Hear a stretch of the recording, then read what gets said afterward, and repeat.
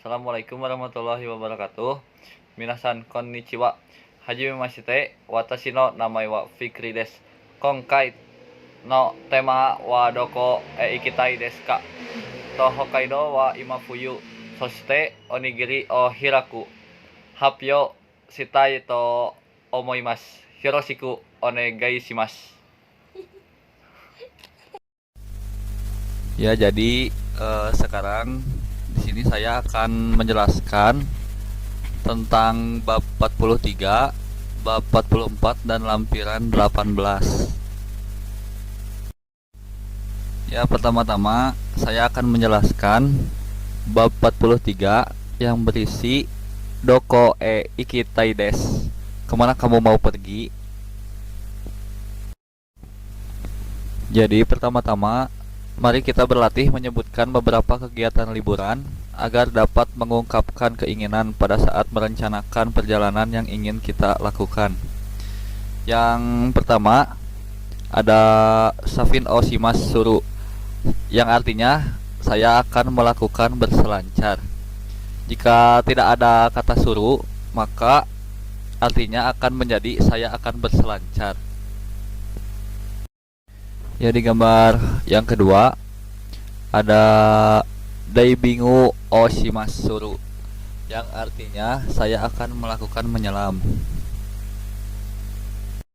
Selanjutnya di gambar yang ketiga ada Umaini Norimas Noru, saya akan melakukan menunggangi kuda.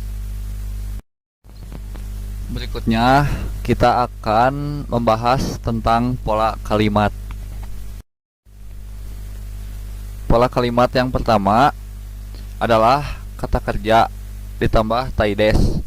Pola kalimat ini digunakan untuk mengungkapkan keinginan diri sendiri, tidak untuk menyatakan keinginan orang lain. Contoh, watashi wa daibingu o shitai desu, yang artinya saya ingin menyelam. Adapun contoh kalimat lain sebagai berikut. Yang pertama, bari ikimasu, yang artinya pergi ke Bali, menjadi bari isatai desu, yang artinya saya ingin pergi ke Bali. Yang kedua ada umaini norimasu, yang artinya saya akan menunggangi kuda, menjadi umaini noritai desu, yang artinya saya ingin menunggangi kuda. Yang terakhir ada Safin Oshimas, yang artinya saya akan berselancar, menjadi Safin Ishitai desu, yang artinya saya ingin berselancar. Dari contoh-contoh di atas bisa sama-sama kita lihat bahwa kalimat akan diakhiri dengan mas dan kalimat ingin diakhiri dengan taides. Jadi jika Nihon ikimasu, yang artinya saya akan pergi ke Jepang, menjadi Nihon ikitai desu, yang artinya saya ingin pergi ke Jepang. Selanjutnya kita akan membahas bab 44 yang berisi Hokkaido wa ima fuyu desu, yang artinya Hokkaido sekarang menjadi musim dingin. Kali ini kita akan menyebutkan berbagai musim cuaca yang ada di suatu negara agar dapat menjelaskan keadaan musim, cuaca, dan suhu di suatu tempat. Nah, ini ada contoh musim yang ada di Indonesia. Indonesia memiliki dua musim, yaitu musim hujan dalam bahasa Jepang uki, yang terjadi dari bulan Oktober sampai Februari. Musim yang kedua adalah musim panas, yang diartikan dalam bahasa Jepang adalah kanki, yang terjadi pada bulan Maret sampai September. Untuk lebih jelasnya, mari kita simak bersama-sama video ini. Yang pertama, ada berapa musim di Indonesia? Indonesia memiliki dua musim. Hal ini karena lokasinya yang berada pada garis khatulistiwa, sehingga sepanjang tahun Indonesia mendapatkan sinar matahari yang cukup banyak. Hal itu juga bisa menjawab pertanyaan, kenapa Indonesia panas? Yang kedua, kenapa hanya ada 2 musim di Indonesia?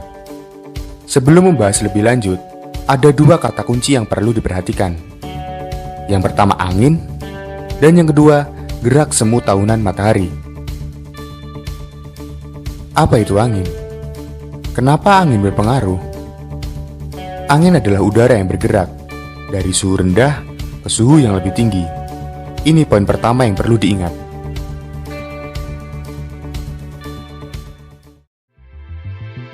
Gerak semu tahunan matahari. Musim di Indonesia sangat dipengaruhi oleh gerak semu tahunan matahari.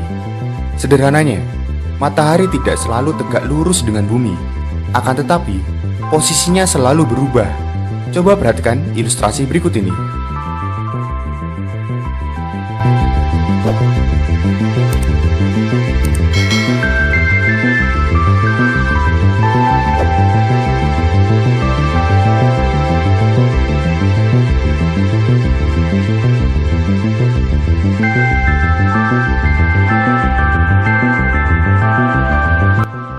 Pada tanggal 23 Maret, matahari tepat berada di garis khatulistiwa.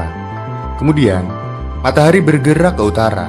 Tepatnya tanggal 21 Juni, matahari tepat berada di belahan bumi utara. Dan matahari bergerak terus ke arah selatan hingga sampai ke garis khatulistiwa kembali pada tanggal 23 September. Dan bergerak terus ke selatan hingga tanggal 22 Desember, matahari tepat berada di belahan bumi bagian selatan. Dan begitu seterusnya, kembali terulang pada tanggal yang sama. Karena sudut datang matahari yang berubah-ubah, maka panas suatu wilayah juga berbeda. Pada bulan Juni, bumi belahan utara lebih panas daripada bumi belahan selatan. Masih ingat konsep pergerakan angin tadi? Ya, angin berhembus dari suhu rendah ke suhu yang tinggi.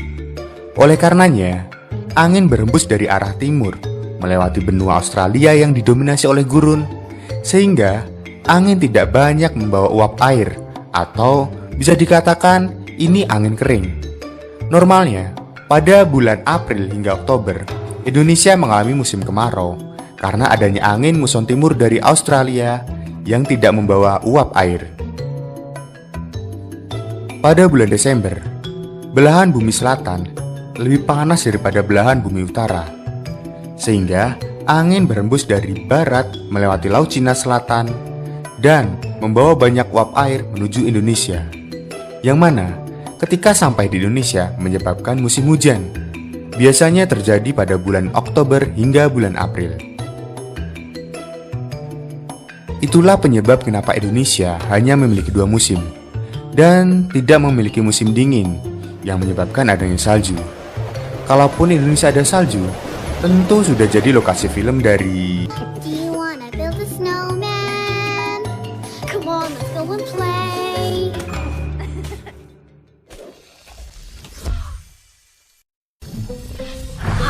Jadi, bisa disimpulkan Indonesia memiliki 2 musim, yaitu musim kemarau dan musim hujan. Musim kemarau berlangsung pada bulan April hingga bulan Oktober, karena adanya pengaruh dari angin muson timur. Sedangkan musim hujan berlangsung pada bulan Oktober hingga bulan April, karena adanya pengaruh dari angin muson barat. Bagaimana Sobat Geografi? Apa kalian sudah paham? Sekarang kita akan menjelaskan musim yang ada di Jepang. Jepang memiliki 4 musim. Yang pertama ada musim semi, atau dalam bahasa Jepang adalah haru. Musim semi ini berlangsung pada tanggal 21 Maret sampai 21 Juni. Yang kedua ada musim panas atau natsu, yang berlangsung pada tanggal 21 Juni sampai 23 September.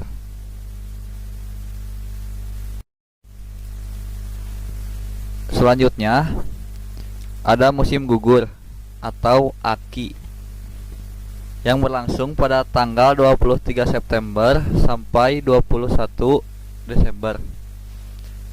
Dan yang terakhir ada musim dingin atau fuyu, yang berlangsung pada tanggal 21 Desember sampai 21 Maret. Yang berikutnya kita akan membahas tentang kondisi udara. Kondisi udara ada 4. Yang pertama ada atatakai yang artinya hangat. Yang kedua ada atsui yang artinya panas.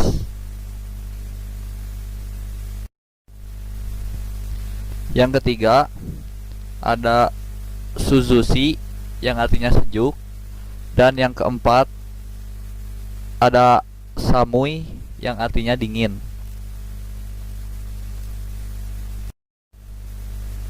Selanjutnya kita akan membahas tentang cuaca di Jepang atau tenki.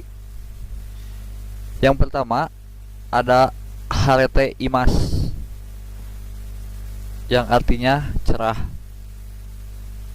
Yang kedua ada kumote imas yang artinya berawan. Selanjutnya ada amega fute imas yang artinya sedang hujan. Dan yang terakhir yukiga fute imas yang artinya turun salju. Selanjutnya kita akan membahas tentang pola kalimat yang ada di bab 44. Pola kalimat yang pertama ada kata benda dalam tempat ditambah waima, kata sifat dalam musim ditambah des. Pola kalimat ini digunakan untuk menyatakan musim. Contohnya Bandung wa ima kangkides yang artinya Bandung sekarang musim kemarau. Dan yang kedua kata benda dalam tempat ditambah wa, kata sifat ditambah des atau keadaan. Pola kalimat ini digunakan untuk menyatakan kondisi udara atau keadaan cuaca suatu kota. Contohnya Bandung wa atatakai des yang artinya Bandung itu hangat. Ya, materi yang terakhir yang akan saya bahas adalah cara membuka bungkus onigiri.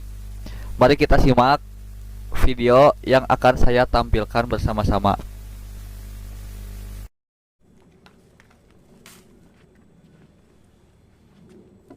Minasang, konnichiwa.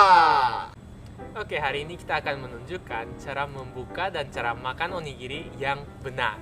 Karena kalau nggak benar, maka onigirinya hancur atau enggak kalian makannya susah. Oke, jadi yang pertama kita akan membuka yang bentuk segitiga.